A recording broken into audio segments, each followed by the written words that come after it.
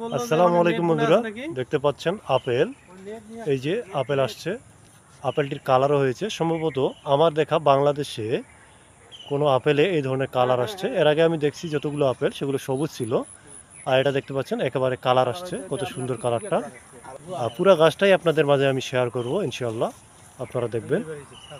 আমাদের মাঝে একটি ভ্রান্ত ধারণা আছে, আপেল হচ্ছে শুধুমাত্র বিদেশি ফল, এটা দেশের মাটিতে কখনোই সম্ভব না।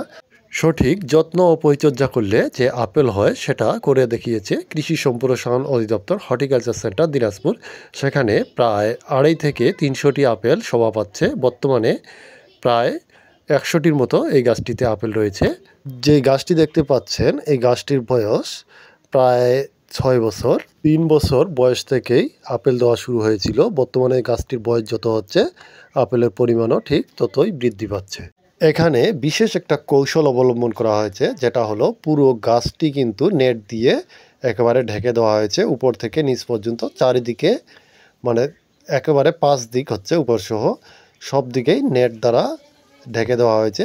নেট দেওয়ার কারণে বাইর থেকে যেমন এখানে পোকামাকড় ঢুকতে পারতেছে না, তেমনি অতিরিক্ত সূর্যের আলো এই গাছে প্রবেশ করতে পারতেছে না।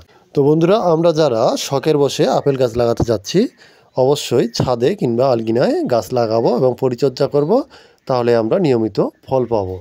কৃষি এবং গ্রাফটিং বিষয়ক এই ধরনের গুরুত্বপূর্ণ তথ্য পেতে প্রোফাইলটির পাশে থাকবেন, আর ইউটিউব থেকে দেখে থাকলে চ্যানেলটিকে সাবস্ক্রাইব করবেন। ধন্যবাদ সবাইকে, ভালো থাকবেন আর বেশি বেশি করে গাছ লাগাবেন। সামনে আসতেছে বর্ষাকাল।